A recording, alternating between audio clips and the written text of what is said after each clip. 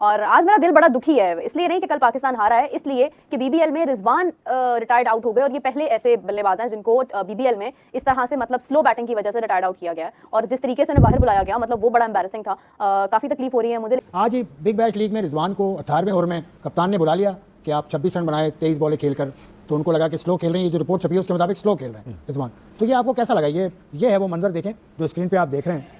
कप्तान गए, वो खुद भी कुछ कर नहीं सके कप्तान, बहरहाल रिजवान को बुला लिया। रिजवान का ये बिग बैश लीग बड़ा हौसला अफजा नहीं है, कोई 150 रन इन्होंने किए हैं 8 मैचेस में।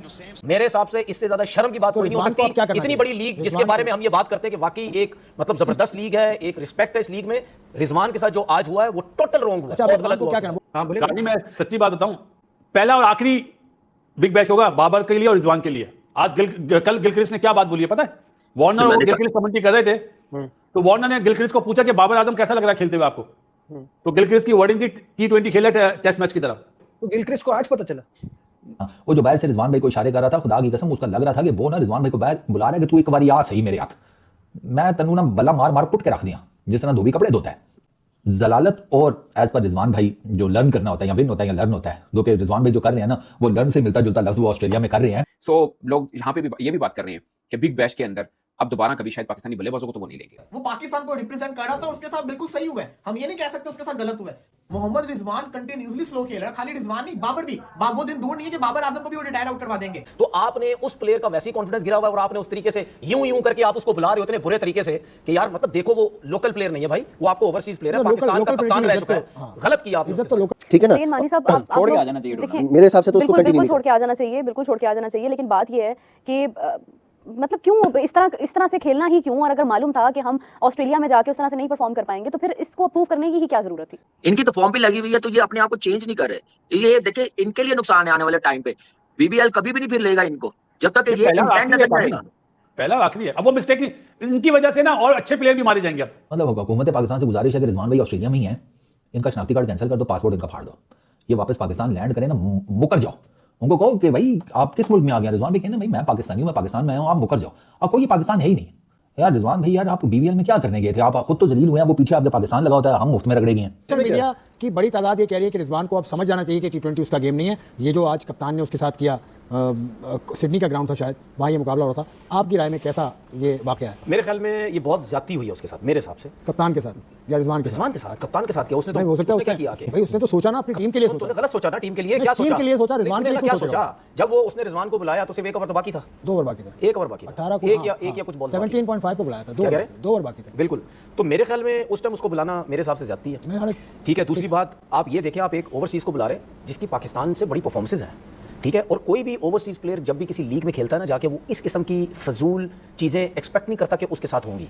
ठीक है, आपको थोड़ा सा सोचना चाहिए। और मैंने वो आज का मैच देखा, आपका कप्तान जो रिजवान साहब का कप्तान उसको इस तरह बुला रहा है जैसे पता नहीं वो लोकल प्लेयर था। वो लोकल प्लेयर नहीं है भाई, वो ओवरसीज प्लेयर है, आपने उसको लिया। अगर आप फॉर्म की बात करते हैं, फॉर्म आना जाना चीज है भाई। फॉर्म अगर नहीं है तो आपका अगर ये एटीट्यूड है वो बहुत गलत है। तुमसे तो शॉट नहीं लग रही तो कोच का काम नहीं था, कप्तान का काम नहीं था कि भाई चले जी रूल है टीम का, चलो तुम बाहर आओ। क्यों वहां पे उसकी ईगो हो जाती? मैं ऑस्ट्रेलिया का बड़ा प्लेयर हूं जी, मैं कप्तान हूं, मैं बाहर नहीं जा रहा। ये बहुत बड़ी ज्यादती है और मैं सख्ती के साथ ये बात कर रहा हूं।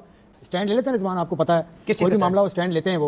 यहाँ उनकी इज्जत पे बकौल आपके, उनकी बेइज्जती हुई है बकौल आपके, तो उनको क्या करना चाहिए? छोड़ के आ जाना चाहिए? छोड़ के क्यों आ जाना चाहिए? कोई ऐसे थोड़ी है, कोई हाथापाई थोड़ी होगी है। फिर भी बिल्कुल अपना एहतजाज उसको टीम के अंदर रखना चाहिए कि बिल्कुल गलत हुआ ये, ऐसा नहीं होना चाहिए। मैं आइंदा से अपना गेम नहीं बदलूंगा, ये बात नहीं यार, ये अजीब दूसरी तरफ चले जाते हैं भाई। गेम अगर वो नहीं बदल रहे या वो गेम देखिए यार, एक मेरी बात समझने की कोशिश करें, अगर जो प्लेयर गेम नहीं बदल रहा, नुकसान किसका हो रहा है? मेरा, इनका, आपका हो रहा है? किसका नुकसान हो रहा है? टीम का नुकसान हो रहा है, अपना नुकसान हो रहा है। नहीं गेम बदलेंगे, टीमें सेलेक्ट नहीं करेंगी, पाकिस्तान टीम से बाहर हो जाएंगे, यही होगा ना। अगर रिजवान वहां नहीं परफॉर्म कर रहा तो किसका नुकसान? अगले साल उसको नहीं लेंगे, हमें लेंगे क्या? उसको नहीं लेंगे ना भाई, तुम्हारी परफॉर्मेंस नहीं थी। तो बात ये नहीं है, बात ये है कि अच्छा उस टाइम ही है कि जब परफॉर्म करे तो अच्छा है, ठीक है। अब परफॉर्म नहीं है तो आपने इस किस्म का तरीकेकार नहीं, ऐसा नहीं होता भाई। या ठीक है उसको इंजरी हो जाती, कोई मसले हो जाते, या बुला लेते बाहर, या और 100 चीजें होती, लेकिन ये एक प्लेयर वो भी तो कोशिश कर रहा है। अगर उससे 3, 4, 5 मैचेस में रन नहीं हो रहे, और ये मैच था जिसमें वो 27-28 रन कहीं कर गया था, तो जाने देते आखिरी ओवर, शायद वो 1-2 हिटें लग जाती, 35-30-35 रन कर जाता, तो उसको भी एक कॉन्फिडेंस आता। प्लेयर की भी होती है। अब इस लोकल प्लेयर जिस तरह का मिजाज है रिजवान का, बर्दाश्त करना चाहिए। हो सकता है कि शायद एक दिन में आपको कुछ इस तरह की चीज़ नजर आ जाए। बात कर रहे हैं वो ठीक है, मतलब आंखों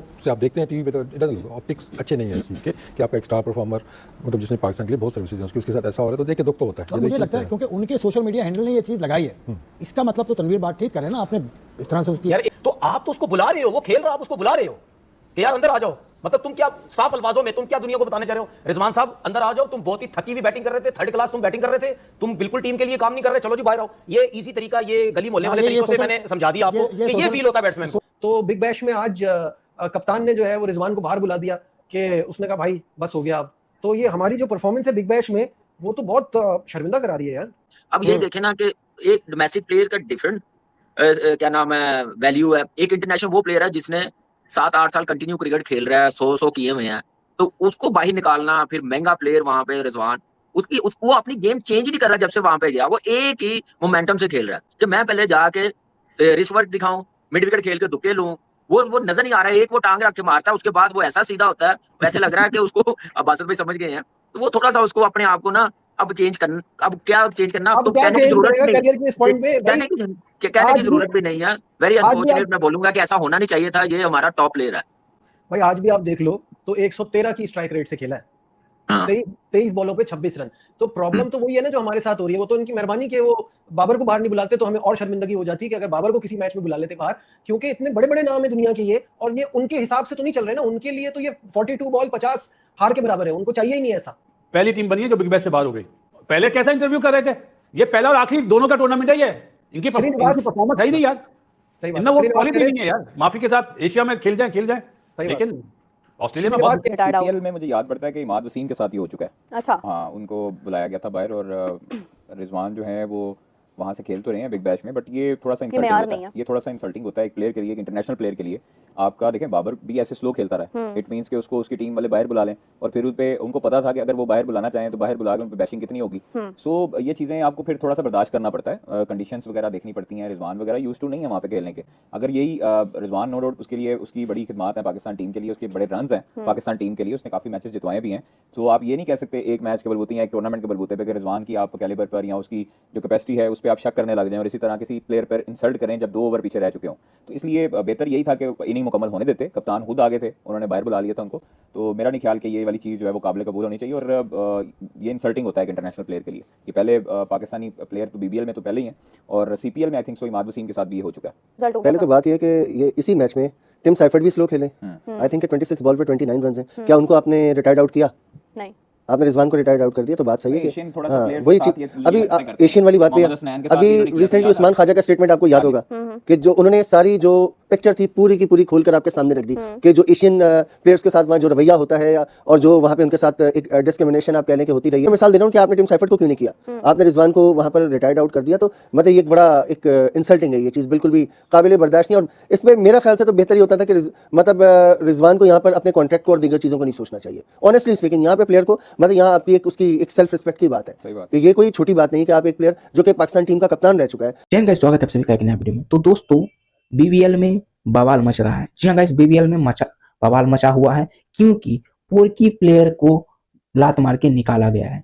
जी हाँ गाइस, मैं बात कर रहा हूँ बीबीएल का एक मैच हो रहा था जिसमें मोहम्मद रिजवान बैटिंग कर रहा था और बैटिंग में जो है वो 23 बॉल में 26 रन का स्कोर पे खेल रहा था, जिसपे जो है यहाँ पर क्या हुआ कि उसका जो उस टीम का जो कैप्टन था उसने उसको रिटायर हट करके उसको वापस बुला लिया। मतलब आप समझ लो कि ये लेवल पहुंच गया है पोर्की प्लेयर का कि उसको जो है डायरेक्ट वापस बुला ले रहा है, बिना किसी रीजन को उसको जो है वापस बुला लिया। इस पे जो है मोहम्मद रिजवान का काफी इंसल्ट हुआ और पाकिस्तानी मीडिया इस पे बौखलाया हुआ है।